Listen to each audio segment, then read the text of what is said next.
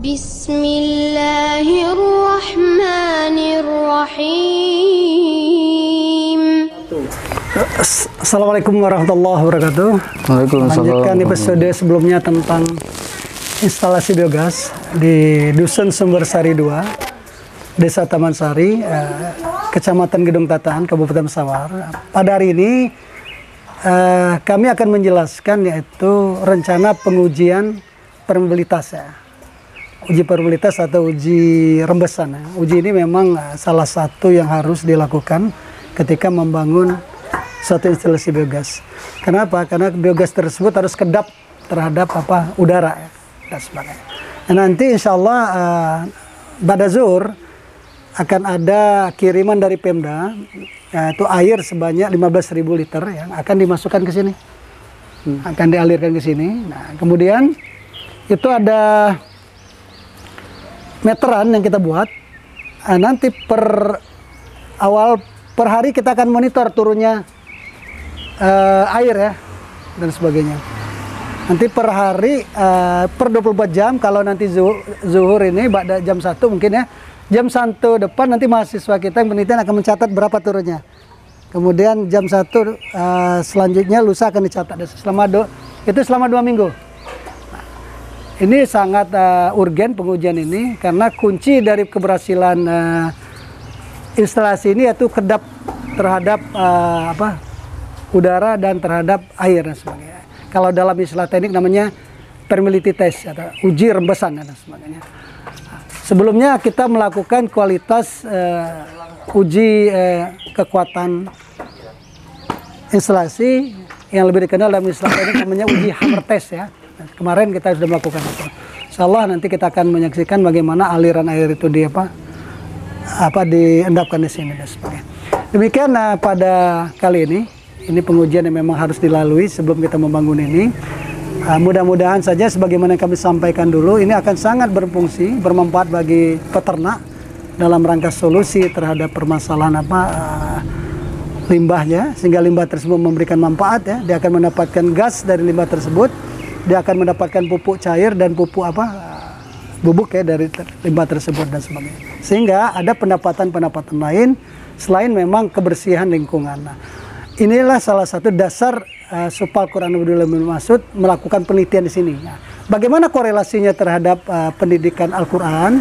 Insya Allah nanti akan dijelaskan secara gamblang oleh Wakil 1 di bidang akademik yaitu Dr. Lili Solihuddin.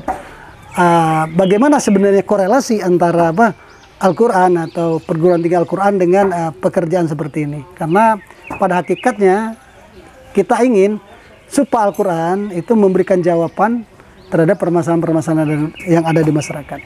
Terus selanjutnya kita akan mendengarkan penjelasan dari Wakil 1 bidang akademik Sekolah Tinggi Supal Quran Abdullah bin Mas'ud. Kepada beliau kami persilakan. Terima kasih Pak Heri Budianto yang telah memberikan waktu pada saya untuk sedikit memberikan gambaran mengenai program daripada Sekolah Tinggi Supal Al-Quran Abdullah bin Mas'ud, yang tadi secara sekilas juga sudah diberikan ilustrasi, diberikan informasi bahwa memang Sekolah Tinggi Sekolah Tinggi Sufa atau Ilmu Sufa Al-Quran Abdullah bin Mas'ud ini memiliki program-program yaitu pelaksanaan Tridharma, pendidikan, pengabdian, dan juga penelitian. Ini salah satu yang kita laksanakan di dusun ini, di desa Dusun Sumber Sari 3 Desa Taman Sari ini. Kita coba lakukan korelasi tentang teori bagaimana Al-Quran itu bicara soal kebersihan, soal kesehatan, lingkungan, yang juga memberikan dampak positif pada aspek-aspek lain, bidang ekonomi, bidang yang memang ada keterkaitannya dengan masalah penataan atau pengelolaan lingkungan bersih itu. Nah, ini secara khusus, jadi memang kita menerjunkan para mahasiswa untuk ikut secara langsung sebagai bukti pengabdian pada masyarakat di bidang kesehatan ya, dengan adanya program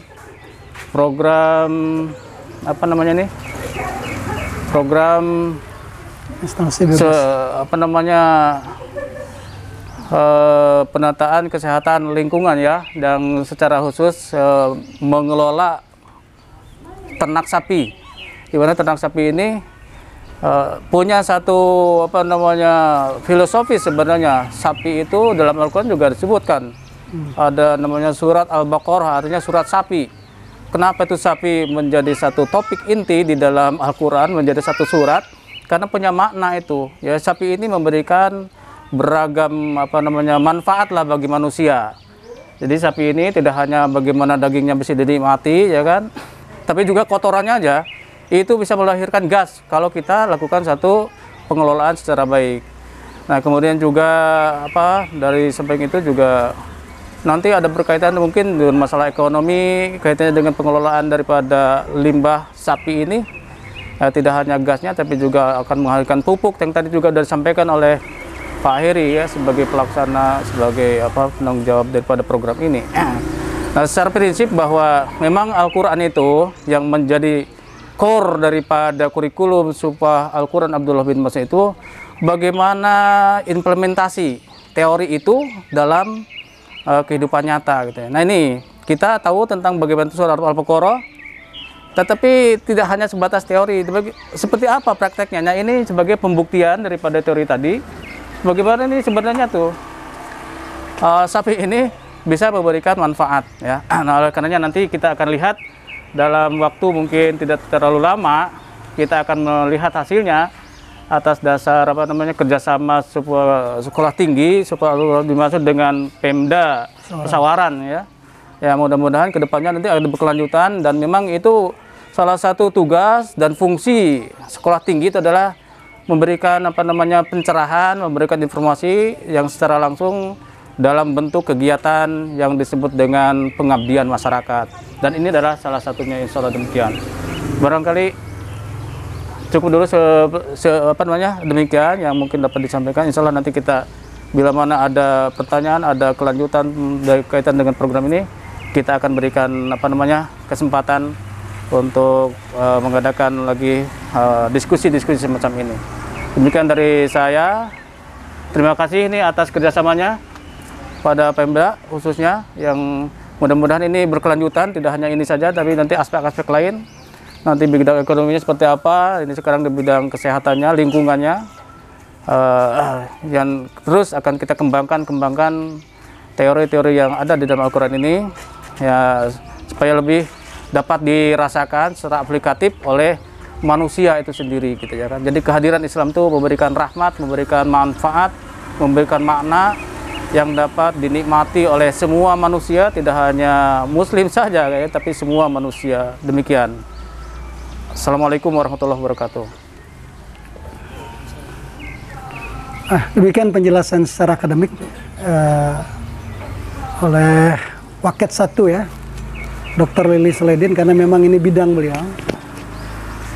Bagaimana supaya penelitian, pengabdian dan pengajaran itu berjalan dengan sukses ya, dalam rangka melaksanakan Tridharma perguruan tinggi.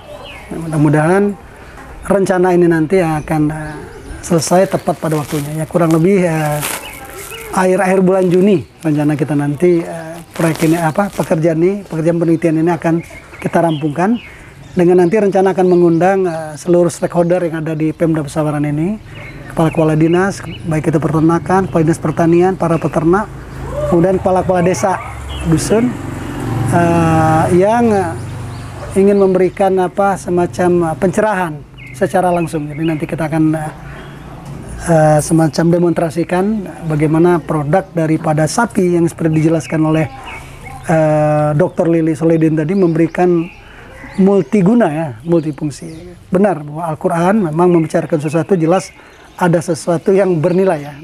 Demikian dari kami ya. Assalamualaikum warahmatullahi wabarakatuh. Waalaikumsalam.